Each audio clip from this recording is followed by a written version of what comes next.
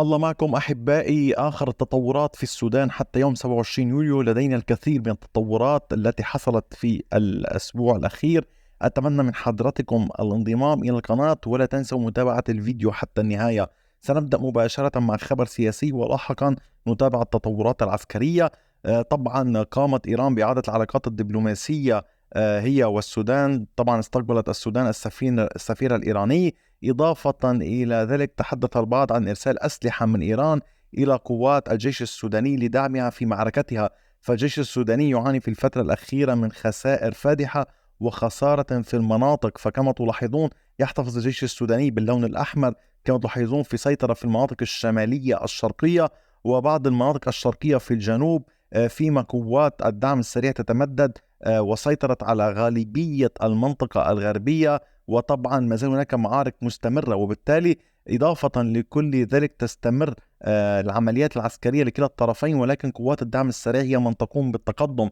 ففي الفترة الأخيرة ركزت قوات الدعم السريع عملياتها العسكرية باتجاه ولاية سينار، حيث استطاعت التقدم في عدة اتجاهات. في هذه المنطقة تقدمت قوات الدعم السريع كما تلاحظون تقريبا بعمق 16 كيلومتر، ويمكن القول بخط امتداد 41 كيلومتر. استطاعت السيطرة على كامل هذه المنطقة التي ستلاحظونها.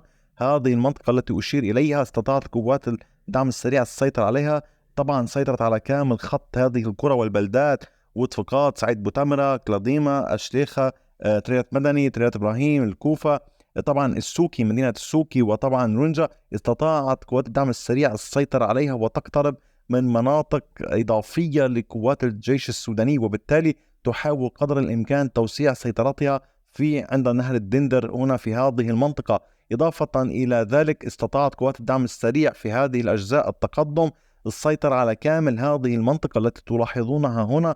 منطقة يمكن القول أنها بعمق 22 كيلومتر وبعرض 18 كيلومتر. استطاعت السيطرة عليها قوات الدعم السريع في الفترة الماضية، ووصلت إلى قرى وبلدات كاكوم، نجم الدين، كاجا، وودبابو. تمكنت من الاقتراب من مدينة خميسة تسيطر عليها قوات الجيش السوداني. وطبعا كما أشرت في الفيديو السابق أحبائي، تحاول قوات الجيش السوداني أن تستخدم النهر كحاجز طبيعي لإيقاف الدعم السريع أو وقفه عند حد باستخدام هذا النهر والمعابر المحدد عليه. ولكن قوات الدعم السريع يبدو أنها تواصل عملياتها باتجاه الجنوب في المناطق التي تقع غربي النهر كي تكمل سيطرتها.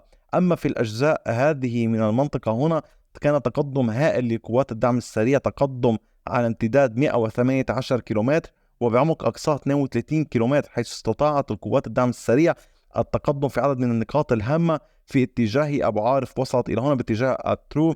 إضافة إلى ذلك باتجاه الدالي في هذه المنطقة سيطرت عليها، وأيضا على جبل سريج في هذه المنطقة سيطرت عليه. وبذلك القوات التابعة للدعم السريع تحاول الاقتراب من هذه المنطقة الهامة جدا للقوات تابعة للجيش السوداني وتسيطر عليها، إضافة إلى جماعات محلية تساندها. إضافة إلى ذلك هناك أمر هام، لاحظوا الخريطة جدا، دققوا جيدا بها. هنا سيطر الجيش السوداني، وهنا سيطر الجيش السوداني، وهنا طبعا حدود دولة أخرى، وبالتالي طبعا جنوب السودان. وبالتالي تحاول القوات التابعة للجيش، طبعا القوات التابعة للجيش السوداني، إبقاء الإمداد في هذه المنطقة. ولكن قوات الدعم السريع أيضا تحاول القيام بعمليات للسيطرة على هذه الكيلومترات الستة المتبقية في هذه المنطقة، لعلها تنجح في ذلك. وبالتالي هناك مسعى من الدعم السريع لعزل المناطق وعزل الإمداد عن بعضها البعض. وطبعا كما تلاحظون، سأريكم الصورة خريطة السيطرة في العاصمة. قوات الدعم السريع تسيطر على غالبية العاصمة، المنطقة السكنية في العاصمة، فيما تحتفظ منذ بداية الاشتباكات قوات الجيش السوداني بسيطرة في المناطق هنا في الأجزاء الغربية مع قواعد عسكرية في محيطة في الشمال، قاعدة وادي سيدنا جوية وجبل سراقب ومعسكر أبو علامة البخيت. وبالتالي إضافة لقاعدة في هذه المنطقة وتواجد عند القيادة العامة وبالقرب من المطار. وبالتالي قوات الدعم السريع تحاول قدر الإمكان إبعاد الجيش السوداني عن العاصمة، وطبعا تحاول قدر الإمكان السيطرة على الأجزاء الجنوبية كاملة من الغرب إلى الشرق في البلاد. لذلك المعركة صعبة، ليست بالسهلة، ولكن كما تلاحظون هناك ضغط كبير، ويتزامن ذلك مع دعم دولي للحكومة الجيش السوداني ولقوات الدعم السريع، حيث في الفترة الأخيرة تم ملاحظة وجود راجمات صواريخ تركية يتم استخدامها من قوات الدعم السريع في العاصمة الخرطوم، وبالتالي ننتظر إلى أين ستؤول الأمور، إلى أين ستؤول هذه الاشتباكات، فيما تستمر معاناة النازحين في كافة أرجاء الولايات، اللجوء من ولاية إلى أخرى، النزوح من ولاية إلى أخرى، إضافة إلى ذلك عمليات الفلتان الأمني والسرقة، إضافة إلى المجاعة الكبيرة التي تضرب السكان، إضافة إلى موضوع الصحي حيث يوجد الكثير من الأمور والمشاكل الصحية. طبعا أحبائي، هذا كان باختصار المشهد في السودان حتى اليوم.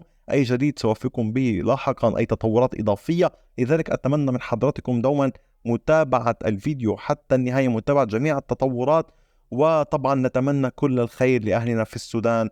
إلى اللقاء بفيديو آخر.